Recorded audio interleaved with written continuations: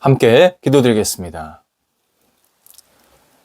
하나님, 저희에게 한없는 긍휼로 오늘도 채워주셔서 하루를 살게 하심을 감사드립니다. 주님의 긍휼이 저희를 살리셨으니 긍휼의 언행이 저희에게도 가득 있게 하옵소서. 긍휼의 언어로 주변 사람들의 마음에 공감하게 하옵소서. 긍휼의 손으로 사람들의 아픈 손을 부드럽게 잡게 하여 주옵소서. 긍휼의 생각으로 사람들의 고뇌를 이해하게 하옵소서. 긍휼의 눈으로 사람들의 연약함을 너그럽게 바라보게 하옵소서.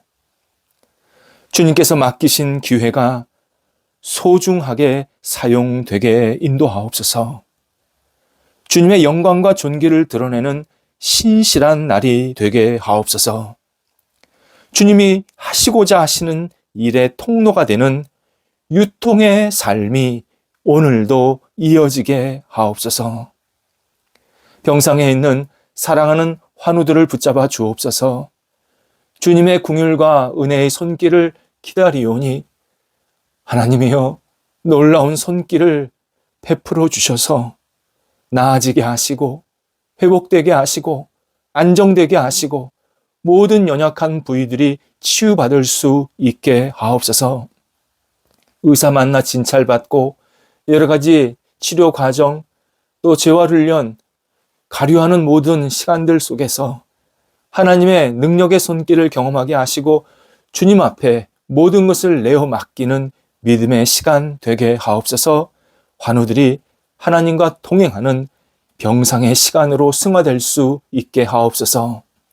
옆에서 기도하시는 가족들을 붙잡아 주셔서 힘들고 지치지 않게 하시고 위로하시고 믿음 주셔서 모든 역할들을 잘 감당할 뿐만 아니라 삶의 터전도 안정으로 인도하여 주셔서 하나님이 기뻐하시는 모습대로 마음껏 쓰임받는 우리 가족들 되게 하옵소서. 자녀들을 붙잡아 주옵소서. 자녀들이 예수님 안에서 오늘도 주님을 바라보며 의지하는 건강한 신앙인으로 살기를 원합니다. 진리 위에 세워지게 하소서. 감사의 영혼이 되게 하소서. 맡겨진 일에 충성을 다하게 하시고 지혜롭게 모든 역할들을 감당하는 하나님의 사람들이 되도록 인도하옵소서. 어린 영혼들 따뜻한 성정으로 자라가게 하시고 예수님을 어릴 때부터 알고 따르며 섬기는 믿음의 백성들로 무럭무럭 성장해 갈 수 있게 하옵소서. 학업에 있는 자녀들에게도 함께하여 주셔서 마음이 너그럽게 하시고 예민해지지 않게 하시고 성정이 하나님을 닮아가는 하나님의 사람들이 되게 해주셔서 공부뿐만 아니라 성품까지도 하나님께 영광되는 시간들이 되게 하옵소서. 공부할 때에 지혜가 모자르지 않게 하시고 좋은 선생님, 친구들 만나게 하시고 집중력 주셔서 하나님 다음 단계를 준비해가는 은혜의 시간, 준비의 시간으로 아름답게 사용되게 하옵소서. 장래의 문제, 직장의 문제, 만남의 문제를 가지고 계속 기도하는 자녀들도 있사오니 도우셔서 하나님께서 길을 활짝 열어주시고 주님의 뜻을 이루게 하시며 하나님 앞에 쓰임받는 장래가 될 수 있도록 인도하시고 특별히 만남에 큰 복이 있게 하여 주셔서 하나님이 사랑하시는 만남을 통하여서 주 앞에 영광 돌리게 하옵소서. 성도들의 일터를 붙잡아 주옵소서. 오늘도 주의 주시는 능력으로 일터가 굳건히 뿌리 깊게 내리게 하옵소서. 하는 역할들 속에서 주님의 뜻을 이루게 하시고 열매를 통해서 복이 나눠지게 하시며 주의 주시는 충만한 은혜가 넘치는 삶의 터전들, 일터들이 되도록 인도하옵소서. 어려운 것 있으면 주님께서 선한 능력으로 풀어 헤쳐지게 하시고 감사한 일, 기쁜 일이 있으면 더 겸손히 주님을 바라보며 앞을 향해 나아갈 수 있는 하루가 되게 하옵소서. 일터 속에서 하나님의 섬세한 손길이 경험되게 하옵소서. 다양한 교류가 계속 진행되고 있습니다. 시작된 것은 은혜 가운데서 잘 마무리되게 하시고 새롭게 출발하는 교류가 있게 해 주셔서 좋은 사람들, 좋은 거래처들, 좋은 투자자들 계속 만나서 하나님 앞에 영광 돌리는 시간들이 되게 하옵소서. 도전하는 성도들이 있습니다. 도우셔서 하나님께서 함께 하셔서 말씀에 굳건히 세움받아 마음껏 쓰임받게 하시고 열정을 갖고 앞을 향해 나아갈 수 있는 도전의 시간 되게 하시고 열매도 있게 해주셔서 주 앞에 쓰임받는 복된 열매가 가득가득 채워지도록 함께 하옵소서. 출타하는 성도들을 붙잡아 주옵소서. 하나님 함께 하셔서 오가는 발걸음 속에 성령이 동행하여 주시고 주 앞에 마음껏 쓰임받는 하나님의 이름을 높여드리는 출타의 시간 될 수 있도록 역사하옵소서. 저희 나라의 젊은 세대가 예수 그리스도 안에서 희망과 열정으로 살아가게 하시기를 간절히 기도드립니다. 앞에 있는 벽들을 쳐다보며 한숨 짓지 않게 하시고 그 벽 너머에 계신 예수 그리스도를 바라보면서 담대하게 나아가게 하여 주옵소서. 하나님이 허락하시는 무지개를 생각하게 하시고 그 무지개 속에서 우리가 해야 할 역할이 무엇인지를 깨달아 우리 젊은 세대들이 마음껏 앞을 향해 열정 있게 나아가게 해 주셔서 주 앞에 쓰임받는 대한민국, 하나님의 나라가 확장되는 대한민국, 우리 젊은 세대가 하나님의 이름을 높여드릴 수 있는 복이 있는 대한민국이 되도록 인도하여 주시옵소서. 젊은 세대가 하나님 바라보시기에 부족함이 없도록 날마다 지혜와 통찰력과 그리고 헌신을 주께서 친히 부어 주옵소서. 오늘도 우리 성도들 주님 안에서 지혜롭게 하나하나 잘 분별하며 생활하는 한 날이 되게 하옵소서. 여러 가지 일들, 만남, 또 해야 할 역할들을 통해서 분별할 수 있게 하시고 이 일들을 통해서 하나님의 뜻을 이루는 한 날이 되게 하옵소서. 예수님의 이름으로 기도드립니다. 아멘. 오늘 우리에게 주시는 하나님의 말씀은 구약성경 예레미야서 17장 9절에서 10절까지의 말씀입니다. 예레미야서 17장 9절에서 10절 말씀입니다. 살아계신 하나님의 말씀을 봉독합니다. 만물보다 거짓되고 심히 부패한 것은 마음이라. 누가 능히 이를 알리오마는 나 여호와는 심장을 살피며 폐부를 시험하고 각각 그의 행위와 그의 행실대로 보응하나니. 아멘.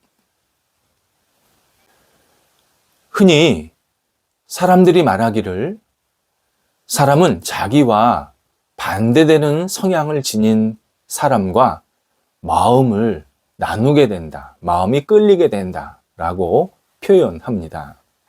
예를 들면 내성적인 여성은 외향적인 남성에게, 소극적인 남성은 적극적인 여성에게, 그리고 아담한 체형을 가진 사람은 큰 체형의 사람에게 매력을 느끼게 된다라고 설명합니다.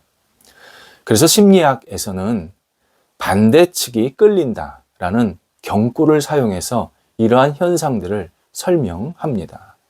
나와 반대편에 있는 그러한 성향이나 성품, 성격을 가진 사람들에게 훨씬 많은 마음을 주게 되고 또 그들과 교제하고 싶은 생각을 갖게 된다라는 의미입니다. 이 반대편에 마음이 끌린다. 이 경구는 성경에서 기원한 내용입니다. 하나님이 남성을 만드시고 홀로 있는 것, 독처하는 것이 마음이 들지 않으셔서, 마음이 좋지 않으셔서 그를 보완하고 그와 연합할 여성이라는 존재를 만들어 주십니다. 바로 이 사실에서 반대편에 끌린다라는 말이 나온 겁니다. 남성과 여성은 많이 차이가 있습니다. 정반대의 성별입니다. 따라서 하나님은 일종의 역설적인 존재로 남성과 여성을 만드셔서 서로 만나게 하시고 교제하게 하시고 또 가정도 꾸리게 하시고 서로를 잘 독려하며 살아갈 수 있도록 우리를 이끌어가고 계십니다. 기독교는 역설의 신앙입니다. 낮은 자가 높아진다. 교만한 자가 버림받는다. 마음이 가난한 자가 복을 받는다. 성경에는 기독교적 가치에 나타나는 내용들이 가득 차 있는데 그 가치의 면면이 흐르는 핵심이 역설적인 내용들입니다. 또 하나님은 기독교가 확장할 때에도 역설적인 상황을 통해서 기독교 확산을 일어나게 하셨습니다. 기독교가 확장된 시기가 1세기부터 3세기 정도까지인데요. 이 시기 때 예수님을 믿고 따르는 처음 그리스도인들은 매우 소수였습니다. 비유로 말하자면 큰 바다가 있는데 그 바다 안에 작은 섬 정도 된 겁니다. 그럼 그 큰 바다가 누구냐? 예수를 믿지 않고 우상을 숭배하고 잡신들을 따르는 이 이교도들이 거대한 집단 내지는 거대한 민족, 나라를 형성하고 있었습니다. 그리스도인과 이교도들, 이 비례를 따지면 거의 9.5 대 0.5 보다 훨씬 더 적을 수도 있을 정도로 그렇게 숫자적으로는 도저히 상대가 되지를 않았습니다. 거기에 당시 삶의 현장들이 매우 척박했습니다. 살기가 쉽지 않았고 환경들은 매우 힘들었고 끊임없이 기근이나 가난이 대물림이 되면서 많은 사람들이 고통스럽게 살고 있었습니다. 이때 그리스도인들은 자신들이 살고 있는 지역에서 그리스도의 이름으로 예수 그리스도의 사랑으로 크고 작은 영향을 미치게 됩니다. 그리고 함께 생활하던 주변 사람들에게 자연스럽고 깊게 스며들게 됩니다. 처음에는 소수 그리스도인이었지만 이들이 점점 그 삶 속에 젖어 들어가서 하나씩 둘씩 예수 믿는 사람들이 많아지게 되었습니다. 그때 그 1세기서부터 3세기 그 사이에 살았던 그리스도인들의 신앙의 모습, 그 모습을 칼로스, 그 당시 언어로 이제 성경 언어로는 헬라어라 그러지 않습니까? 고대 그리스어로 칼로스라는 표현을 사용합니다. 자신이 믿는 바를 행동으로 옮길 때 그 행동 앞에 수식어가 칼로스라는 단어가 붙은 겁니다. 칼로스는 뜻이 굉장히 다양합니다. 아름다운, 보기 좋은, 신실한, 탁월한, 격식이 있는, 유용한, 선한, 적합한, 좋은 뜻은 다 들어가 있는 단어가 칼로스인데 현대어로는 이것을 잘 번역할 수가 없습니다. 뜻이 너무 많기 때문이죠. 그런데 아주 중요한 핵심 그 안에 들어가 있는 내용이 있습니다. 일반 사람과 다른, 일반 사람과는 좋은 의미에서 차별이 있는 그런 뜻이 바로 칼로스입니다. 그래서 기독교인들이 어떤 행동을 할 때 그 행동 앞에다가 칼로스 이렇게 붙이는 겁니다. 예를 들어서 칼로스 나눔, 칼로스 일, 칼로스 가정, 칼로스 역할, 이렇게 일반 사람들이 가지고 있는 가정이나 일, 역할, 나눔 이런 것과는 비교가 안 될 정도로 아주 좋은 의미의 뛰어난 보통 수준을 넘는 그런 행동들을 계속 했다라고 표현하기 위해서 이 단어를 붙이게 된 겁니다. 그렇다면 당시 그리스도인들이 어떻게 이렇게 일반 사람들과 다르게 살 수 있었을까? 이렇게 뛰어난 역할을 할 수 있었을까를 생각할 수밖에 없습니다. 바로 예수 그리스도의 십자가, 예수 그리스도의 십자가를 자신의 영혼에 간직했기 때문입니다. 예수님의 십자가는 인간의 본성과 완전히 정반대의 능력을 가진 통로입니다. 아주 매력적인 사건입니다. 인간은 인간 안에 죄성이 가득 담겨져 있는데 그 십자가는 그 죄성을 해결하고 소멸하는 놀라운 능력, 통로입니다. 바로 그 십자가를 통해서 예수님께서 인간을 구원하시는 겁니다. 그래서 기독교가 역설적인 신앙이다라고 표현합니다.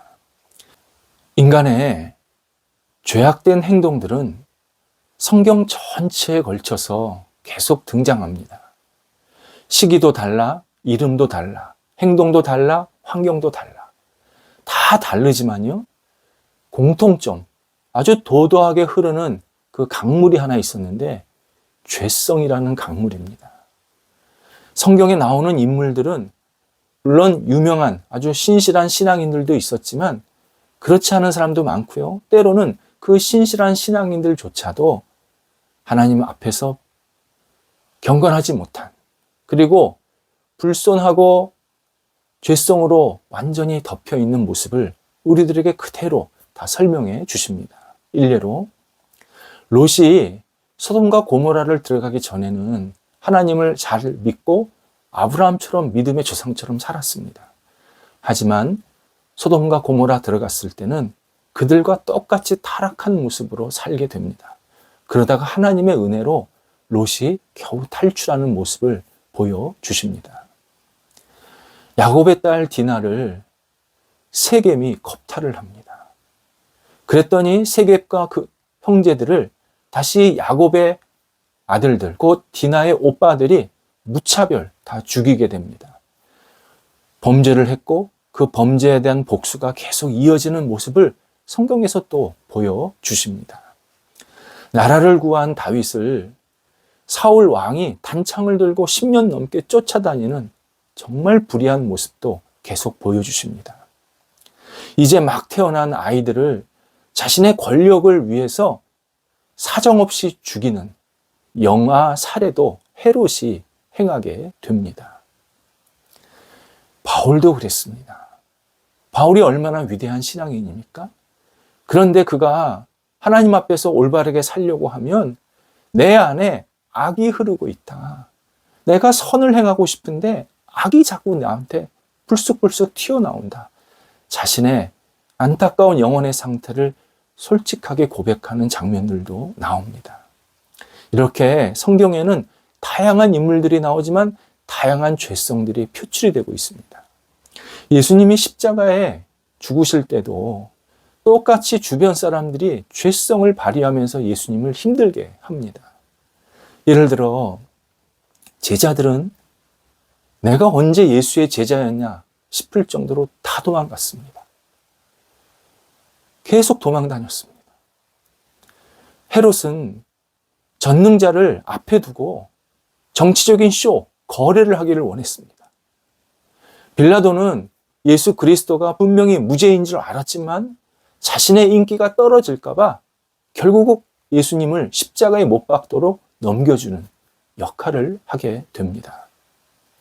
특히 마태복음 27장에서 군병들이 인간의 죄성을 낱낱이 다 보여주고 있었습니다. 군병들은 예수님을 끌고 가서 그냥 십자가에 매달면 자신들의 역할은 끝나는 겁니다.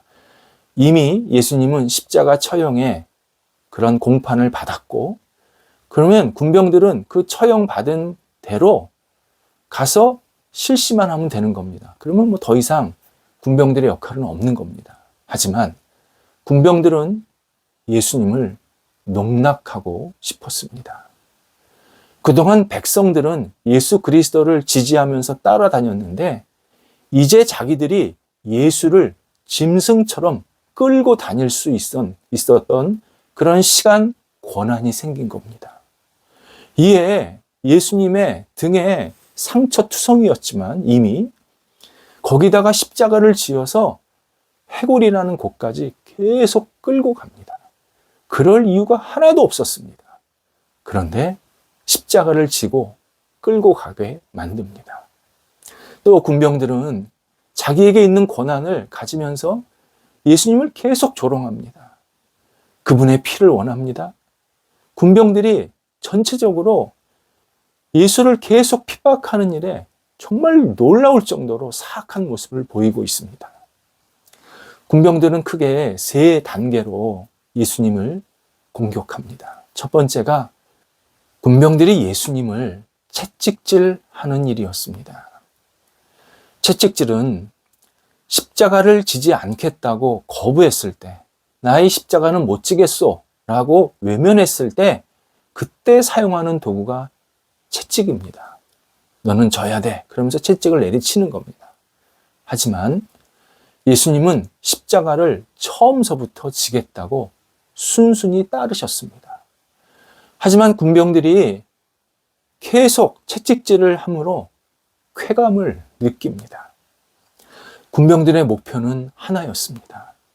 예수님이 죽기 전까지 내리치는 일입니다.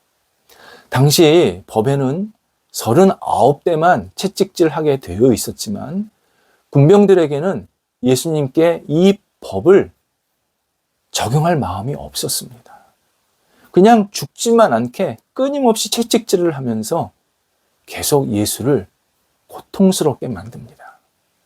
당시 군병들은 예수님을 자기 밥으로 알았습니다. 두 번째가 침을 뱉는 일입니다. 27장에 그렇게 나옵니다. 침뱉음은 고통을 주는 일이 아닙니다. 육체적인 아픔이 아닙니다. 존재 자체에 수치심, 모욕을 주기 위한 행동입니다. 군병들은 예수님을 초라하게 만들기를 원했습니다. 그들은 자기들이 예수님을 공격하고 침뱉음으로 대단히 큰 존재, 우리가 예수보다 높은 존재라고 생각했고 상대적으로 예수님은 농락하면서 낮은 존재, 비참한 존재, 보잘것없는 존재로 완전히 내리뭉개고 있었습니다. 그리고 마지막에 예수님을 십자가에 못 박습니다. 사람들은 항변합니다. 당시 군병들이 한 행동을 왜 지금 와서 우리에게 설명합니까? 그건 그들이 한 일인데 왜 내가 그 말을 들으면서 내 마음이 좀 불편하고 무겁게 만듭니까? 그 이유를 오늘 본문 9절에서 하나님이 말씀하십니다. 만물보다 거짓되고 심히 부패한 것은 인간의 마음이라. 인간의 마음은 심히 부패하고 거짓되어서 끊임없이 죄악된 행동을 한다. 우리에게 알려주십니다. 그래서 10절에서는 이러한 잘못된 행동을 여호와께서 보시고 나 여호와는 심장을 살피며 폐부를 시험하면서 각각 그의 행위와 그의 행실대로 다 포응할 수밖에 없다. 이렇게 경고하십니다. 한마디로 우리는 다 죽어야 된다는 겁니다. 너무나도 심각한 죄성이 있기 때문에 내가 아무리 윤리적으로 포장을 하려고 해도 포장이 안 되고 심각한 잘못된 모습을 가지고 있다는 겁니다. 그래서 하나님께서는 우리 한 사람 한 사람에게 어떤 심판을 내릴 수밖에 없었다라는 말씀을 예레미야를 통해서 하시는 겁니다. 그런데 이렇게 전적으로 문제투성이었던 우리 존재, 인간 존재를 하나님께서 놀라운 방법으로 죄를 해결하시는 겁니다. 예수 그리스도의 십자가입니다. 그래서 예수 그리스도는 우리의 죄를 해결하기 위한 정말 놀라운 역설적인 방법입니다.